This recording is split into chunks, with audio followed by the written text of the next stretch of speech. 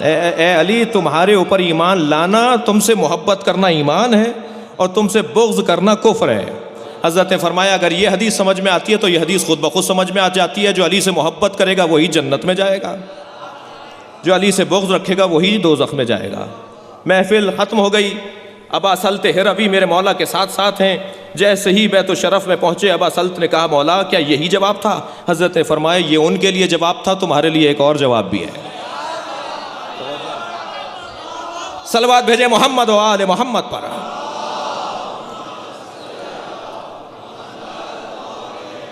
حضرت نے فرمایا ابا سل تمہارے لیے، یعنی ہمارے لیے چاہنے والوں کے لیے میرے مولا جواب دے رہے ہیں۔ حضرت نے فرمایا ابا سل تمہارے لیے جواب ہے کہ علی محشر میں کھڑے ہو جائیں گے اور دوزخ کو مخاطب کر کے کہیں گے وہ تیرا ہے یہ میرا ہے۔ صلوات بھیجے محمد و آل محمد پر۔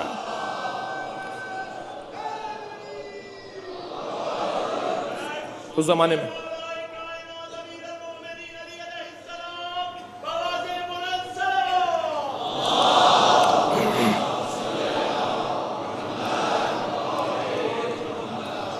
یہ خطبہ یعقوبی نے، مسعودی نے، ابن حجر مکی نے اور مختلف اہل سنت کے لکھنے والوں نے اس خطبے کو لکھا ہے، اور بعض لکھنے والوں نے تو یہ جملہ لکھ کر لکھا ہے کہ زہرا کا یہ خطبہ علمی، ثقافتی اور عقیدتی اعتبار سے ایک شاہکار خطبہ ہے، اور اسے صاحبان دقت نے چاہے ان کا تعلق مکتب زہرا سے نہ رہا ہو اس لیے اپنی کتابوں میں لکھ دیا کیونکہ ایک علمی اعتبار سے شاہکار خطبہ ہے۔ اور ویسے بھی یہ گھرانہ جب بولنے لگتا ہے تو سمجھ میں آتا ہے کہ قرآن کا خالق اور ان کا خالق ایک ہی ہے۔ جس نے قرآن لکھ کر بھیجا ہے اسی نے ان کو بھی خلق کر کے بھیجا ہے۔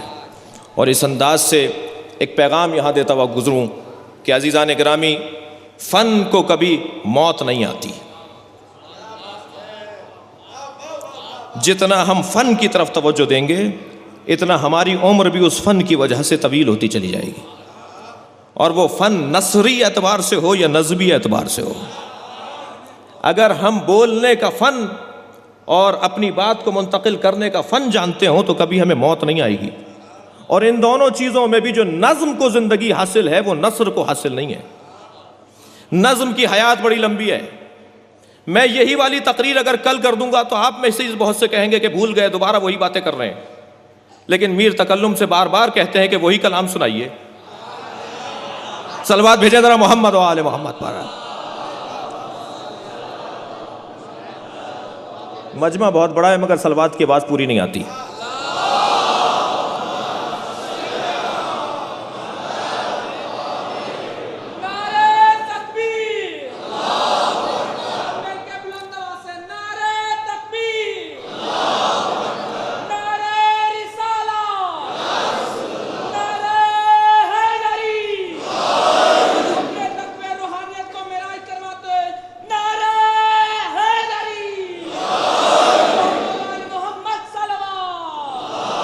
ٹھیک ہے، فن کو کبھی موت نہیں ہے، اور نظم اس لیے طویل حیات رکھتی ہے کہ نظم فن کا ایک بہترین عنوان اور بہترین موضوع ہے۔ ائمہ عصمت و طہارت نے نظم کہنے والوں کو سکوں سے اور تھیلیوں سے نوازا ہے۔ مرثیے کہلوائیں، ایک شخص نے آ کر کہا مولا میں مرثیہ کہہ کر لایا ہوں۔ حضرت نے فرمایا سناؤ۔ سننے کے بعد ایک تھیلی جو سکوں کی تھی وہ دے دی۔ اس نے کہا دوسرا بھی کہہ کے لایا ہوں۔ حضرت نے فرمایا سناؤ۔ جب اس نے سنا دیا حضرت نے ایک اور تھیلی اسے دے دی۔ پھر تیسرا کہنے لگا اور کہہ کر لایا ہوں۔ 7 مرثیے سنائے اور حضرت دیتے رہے۔ ایک چاہنے والا وہاں بیٹھا تھا، کہنے لگا مولا اگر یہ آپ کو سناتا رہتا تو کیا آپ دیتے رہتے؟ حضرت نے فرمایا یہ ساری زندگی سناتا رہتا، میں اسے دیتا رہتا۔ اس لیے کہ نظم آج تک ہزاروں سال پرانے مرثیے زندہ ہیں۔ ائمہ عصمت و طہارت کا کمال یہ ہے کہ یہ فن جو خطابت کا فن ہے،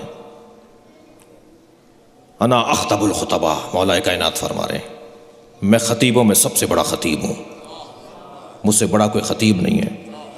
جب علی بولنے لگتے ہیں تو گویا دریاؤں کی روانی رک کر اور ٹھہر کر سنتی ہے، ہو نہیں سکتا کہ علی کی باتیں لوگوں کے اوپر اثر نہ کریں۔ میرے مولا کائنات کے خطبات اور تحریروں کو عزیزان گرامی اس انداز سے سنبھال کے رکھا گیا۔ یہی کیفیت جناب زہرا کے خطبات کی ہے، یہی کیفیت آئمہ عصمت و طہارت کے خطبات کی ہے۔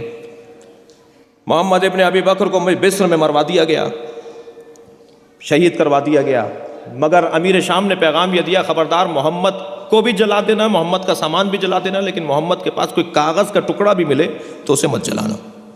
تو ایک بوری بھر کر کاغذ کے لائے گئے شام، اس نے اسے الٹ کر دیکھا اور انہیں علیحدہ کرتا رہا، کچھ کاغذ علیحدہ کرتا رہا، کچھ کو دوسری طرف رکھتا رہا۔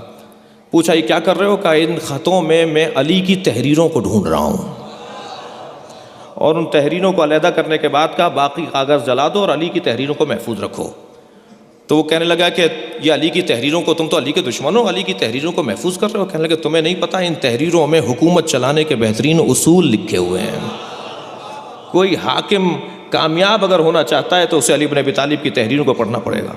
لوگ کہنے لگے، لوگ کہیں گے، کچھ کہنے لگے کہ لوگ کہیں گے کہ تم نے علی کی سے دشمنی کی اور علی کی تحریروں پر عمل کر رہے ہو۔ تو کہنے لگے نہیں، میں کہوں گا کہ ابو بکر کا بیٹا تھا، ابو بکر نے تحریر لکھ کر بھیجی تھی، لیکن عمر ابن عبدالعزیز کے زمانے میں کھلا کہ وہ تحریریں مولا کائنات کی ہیں۔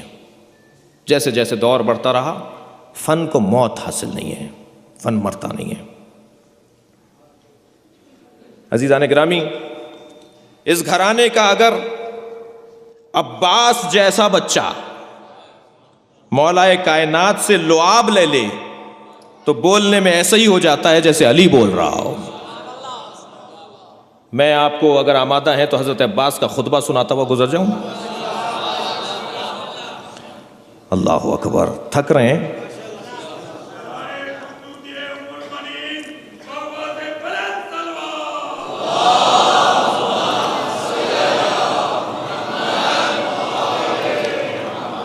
جناب عباس علمدار علیہ السلام کے حوالے سے کسی نے نجف اشرف میں اپنے ایک استاد سے پوچھا، استاد حضرت عباس کا علم تو بیان فرمائیں۔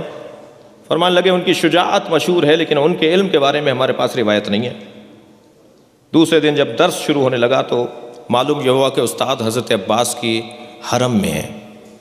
پہنچے، وہاں جا کر دیکھا جالی سے اپنے آپ کو باندھ کر بیٹھے ہوئے ہیں۔ کچھ دیر کے بعد جب اٹھ کر آئے تو پوچھا استاد کیا ماجرا ہے؟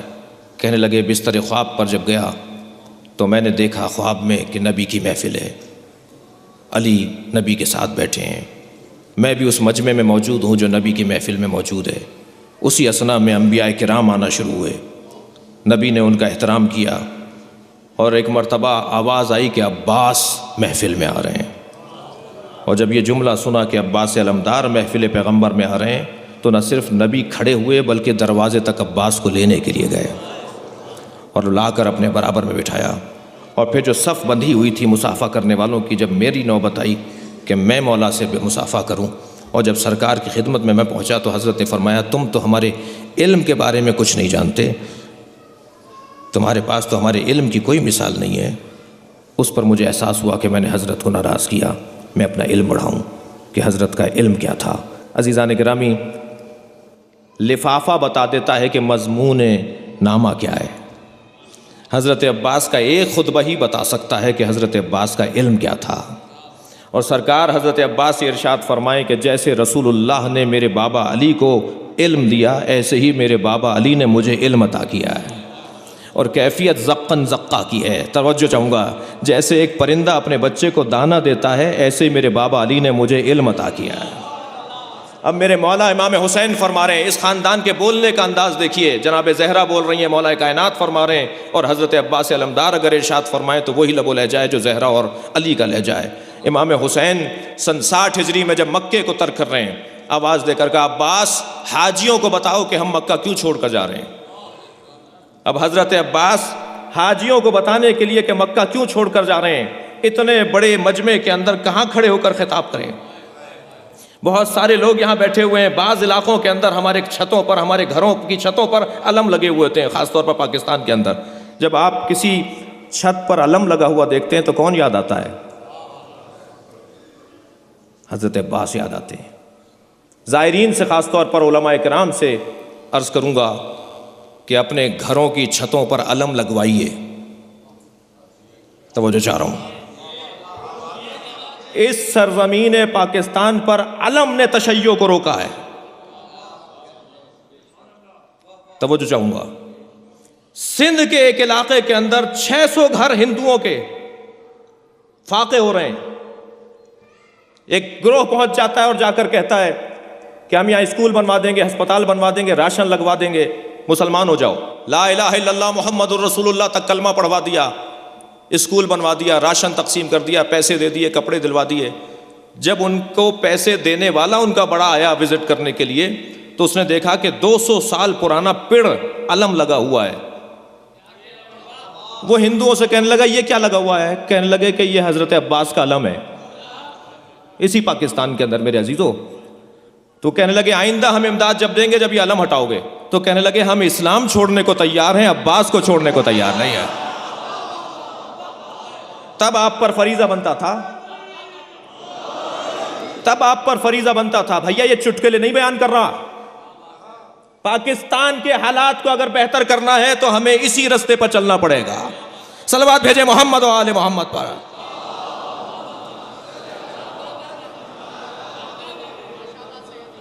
پہنچے پھر آپ کے لوگ، آپ لوگ پہنچے وہاں پر، تو انہوں نے کہا کہ ہم عباس کو نہیں چھوڑ سکتے، لہٰذا ہم علی ولی اللہ تک کلمہ پڑھتے ہیں۔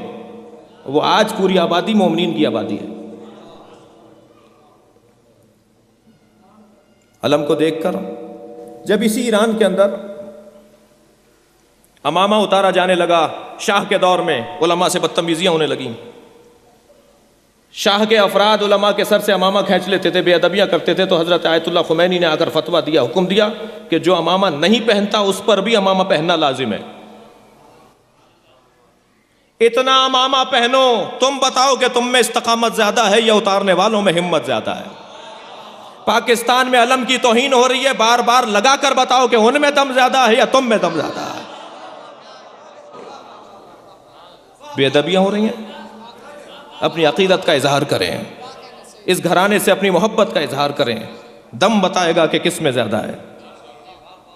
اور ویسے بھی ایک جملہ کہتا ہوا پاکستان کے حالات پر گزر جاؤں، عزیزان گرامی، ہمارا پاکستان میں کوئی دشمن نہیں ہے۔ یہ تکفیری گروہ جو اپنے آپ کو ہمارا دشمن گردانتا ہے وہ ہمارا دشمن نہیں ہے۔ کیوں؟ اس لیے کہ اس میں ہماری دشمنی کی اہلیت نہیں ہے۔ ہم سے دشمنی کرنے کے لیے اہلیت اور صلاحیت چاہیے۔ جنگ صفین میں مولا کے سامنے جب ایک شخص آ گیا تو کپڑوں سے عاری ہونے لگا، میرے مولا نے منہ موڑ کر کہا یہ تو اس قابل بھی نہیں ہے کہ علی اس پہ تلوار چلائے۔ پاکستان میں یہ ہمارے دشمن نہیں ہے۔ جنگ صفین ہی کے اندر مولا کائنات نے اپنے لشکر سے خطاب فرمایا خبردار، یہ جو لشکر شام سے آیا ہے یہ تمہارا دشمن نہیں ہے۔ اللہ اکبر۔ حضرت فرماتے ہیں یہ جو لشکر سامنے آ کے کھڑا ہو گیا ہے تمہارا دشمن نہیں ہے، تمہارا دشمن تمہارے اندر کا خوف ہے۔ اپنے اندر سے خوف نکال ڈالو، دنیا میں تمہارا کوئی دشمن ہی نہیں ہے۔ صلوات بھیجے محمد و آل محمد پر۔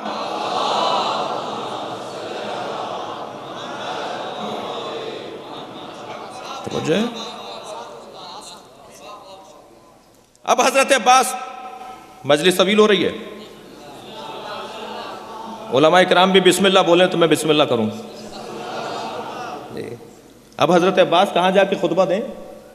حاجی طواف کر رہے ہیں، مجمع اتنا زیادہ ہے، میرے مولا کہاں کھڑے ہوں؟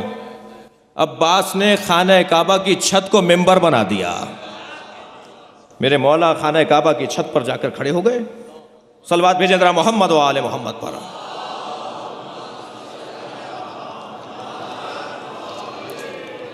حضرت خانہ کعبہ کی چھت پر سوار ہیں اور میرے مولا امام حسین کا خیمہ نصب ہے۔ تھک کر نہیں سنے بھیا، میرے مولا خیمے میں تشریف فرما ہے، عباس خانہ کعبہ کی چھت پر کھڑے ہوئے ہیں۔ میرے مولا عباس نے ایک مرتبہ خطبہ ارشاد فرمانا شروع کیا۔ پہلا جملہ سنیے، 10 جملے ہیں حضرت عباس کے خطبے میں، اب مجھے نہیں معلوم کہ آپ کتنا سننا چاہتے ہیں۔ میرے مولا عباس نے ایک مرتبہ خانہ کعبہ کی چھت پر کھڑے ہو کر ارشاد فرمایا، الحمدللہ الذی شرف ھذا بقدوم ابی۔ حمد ہے اس اللہ کے لیے جس نے اس خانہ کعبہ کو شرف عطا کیا ہے ان کے بابا کے قدموں کی وجہ سے۔ صلوات بھیجے محمد و آل محمد۔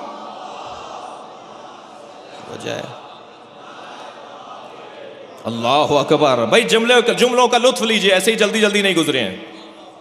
کیا فرما رہے ہیں؟ ایک ہاتھ سے اشارہ کر رہے ہیں خانہ کعبہ کی طرف, دوسرے ہاتھ سے اشارہ کر رہے ہیں امام حسین کی طرف. عزیزان گرامی, یہ کسی خطیب اور ذاکر کا جملہ نہیں ہے, یہ حضرت عباس کا جملہ ہے. فرما رہے ہیں الحمدللہ الذی شرف ھذا بقدوم ابی, حمد ہے اس اللہ کے لیے جس نے اس بیت اللہ کو شرف عطا کیا ہے ان کے بابا کے قدموں کی وجہ سے. اے مولا, وہ تو آپ کے بھی بابا ہیں.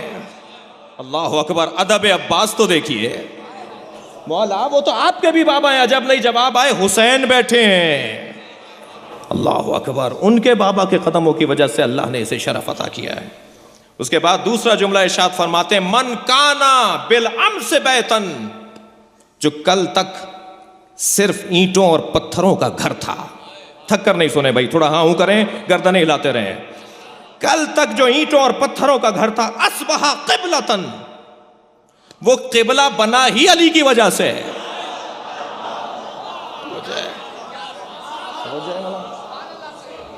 وہ علی کے قدموں کی وجہ سے قبلہ بنا جو کل اینٹوں اور پتھروں کا گھر تھا. اور اس کے بعد میرے مولا کا جملہ سنیے, فرماتے ہیں ایتھا الکفرۃ الفجرہ, اے کافرو, اے فاجرو. بھائی توجہ نہیں ہو رہی آپ حضرات کے. مولا, یہ تو سارے طواف کر رہے ہیں. توجہ ہے مولا, یہ تو سب طواف کر رہے ہیں. آپ فرما رہے ہیں اے کافرو, اے فاجرو. مولا سے پوچھ لیا جائے, مولا آپ ان حاجیوں کو کافر اور فاجر فرما رہے ہیں. عجب نہیں جواب آئے, جو حسین سے لڑے وہ مسلمان کہاں ہے؟ جی, ایتھا الکفرۃ الفجرہ, اے کافرو, اے فاجرو, اتصدون طریق البیت الی الامام البررہ. توجہ چاہوں گا اس فقرے پر مولا عباس کے. کیا تم خانہ کعبہ کا رستہ نیکوکاروں کے امام پر بند کر سکتے ہو؟ ہم کیوں جا رہے ہیں؟ مولا نے فرمایا عباس تم بتاؤ ہم کیوں جا رہے ہیں؟ ہم اپنی جان کے خوف سے نہیں جا رہے ہیں, حرمت کعبہ کی وجہ سے جا رہے ہیں. فرمایا اتصدون طریق البیت الی الامام البررہ, تم نیکوکاروں کے امام پر خانہ کعبہ کا رستہ روک سکتے ہو؟ جملہ سنیں, فرماتے من ہوا احق من سائر البریہ. قافیہ دیکھ رہے ہیں میر صاحب, کمال ان کے نثر میں یہ ہے کہ ان کے نثر میں قافیے ہوتے ہیں. کیوں یہ خطبے آج تک زندہ ہیں؟ نثر کو حیات نہیں ہے, نظم کو حیات ہے. انہوں نے نثر بھی نظم کے لہجے میں کہا ہے تاکہ اسے حیات طویل مل جائے. فرما رہے ہیں کون ہے سائر بریہ کے اندر, تمام نیکوکاروں کے اندر کون ہے علی حسین سے بڑھ کر جو خانہ کعبہ کے حوالے سے حقدار ہو؟ من ہوا ادنا بے, کون ہے جو خانہ کعبہ کے نزدیک ہونے والا ہو؟ اور اب جملہ سنیں, اللہ اکبر, جملہ بڑا عظیم ہے. حضرت فرماتے ہیں لولا حکم اللہ الجلیہ, اگر اللہ کی جلی حکمت نہ ہوتی. توجہ ہے, تھوڑا سا بولیے میرے ساتھ, ہاں ہوں کیجئے بھائی.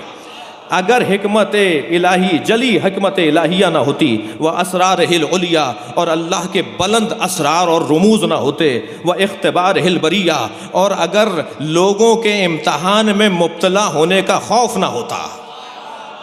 حضرت عباس کے جملے سنیے, فرما رہے ہیں اگر اللہ کی حکمت جلیہ نہ ہوتی, اگر اللہ کے راز نہ ہوتے, اگر لوگوں کے امتحان میں پڑ جانے کا خوف نہ ہوتا, تو کیا فرما رہے ہیں حضرت عباس؟ جملہ دیکھیے, مجھے اس جملے پہ آپ کی خاموشی اچھی نہیں لگے گی. یہ جملہ میرا نہیں ہے, حضرت عباس کا جملہ ہے. مجھے خوش کرنے کے لیے نہیں, حضرت عباس کو راضی کرنے کے لیے توجہ چاہوں گا. کیا فرما رہے ہیں کہ اگر اللہ کی جلی راز نہ ہوتے, اگر اللہ کا جلی حکمت نہ ہوتی, اگر اللہ کا راز نہ ہوتا, اگر تمہارا خوف میں, تمہارا امتحان میں پڑ جانے کا خوف نہ ہوتا, لطار البیت الی قدمہ قبل ان یمشی الیہ, تو یہ بیت اللہ حسین کے قدموں میں اڑ کر چلا جاتا.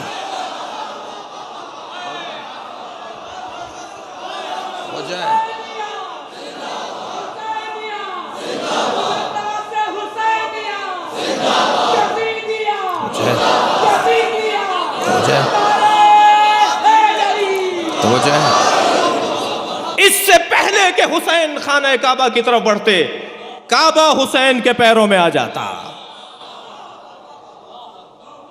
توجہ ہے. مگر کیا کریں کہ تمہارے آزمائش میں مبتلا ہونے کا خوف ہے.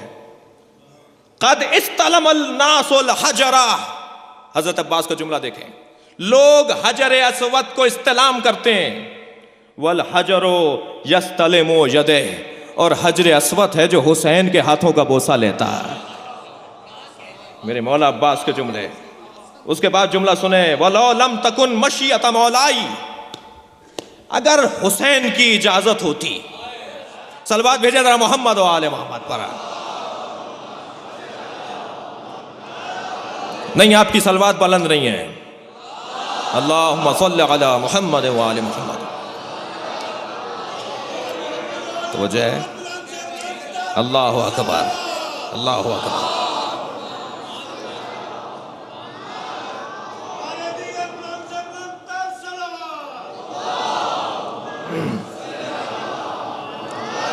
اللہ اکبر۔ موتی امر مولا کو تو دیکھیے، میرے مولا حسین کے فرما بردار عباس کو دیکھیے کیا فرما رہے ہیں۔ وَلَوْ لَمْ تَكُنْ مَشِيَّةَ مَوْلَائی، اگر میرے مولا کی اجازت ہوتی، جو محبولۃ من مشیۃ الرحمن، خبردار کوئی یہ نہ سمجھے کہ عباس شرک کر رہے ہیں۔ توجہ ہے، کسوٹی بتا رہے ہیں کہ حسین راضی ہے تو اللہ بھی راضی ہے۔ میرے مولا کی رضایت اللہ کی رضایت کے ساتھ ہے۔ صلوات بھیجے محمد و آل محمد پر۔ توجہ نہیں کر رہے آپ حضرات۔ لَوْ لَمْ تَكُنْ مَشِيَّةَ مَوْلَائی، اگر میرے مولا کی مشیت نہ ہوتی۔ میرے مولا کی مشیت کیا ہے؟ مشیت کا لفظ تو اللہ کے لیے استعمال ہوتا ہے نا۔ حضرت عباس واضح کر رہے ہیں، حسین کی مشیت ہی اللہ کی مشیت ہے۔ اگر میرے مولا مولائی، میرے مولا حسین کی مشیت نہ ہوتی، جو حسین کی مشیت اللہ کی مشیت کے ساتھ جڑی ہوئی ہے، کیا ہے؟ لا وقعت علیہ کالصقر الغضبان علی عصافیر الطیران۔ جملہ سنے میرے مولا کا، فرما رہے ہیں کہ اگر میرے مولا حسین کی اجازت ہوتی تو میں ایک بھوکے شکار کی طرح، اچھا شکار کون سا؟ عقاب۔ فرما رہے ہیں میں ایک بھوکے عقاب کی طرح، جیسے وہ چڑیوں پہ جھپٹتا ہے تم پر جھپٹ پڑتا، تم میں سے کسی کو بھی زندہ نہ رہنے دیتا۔ میرے مولا نہیں چاہتے کہ میں ایسا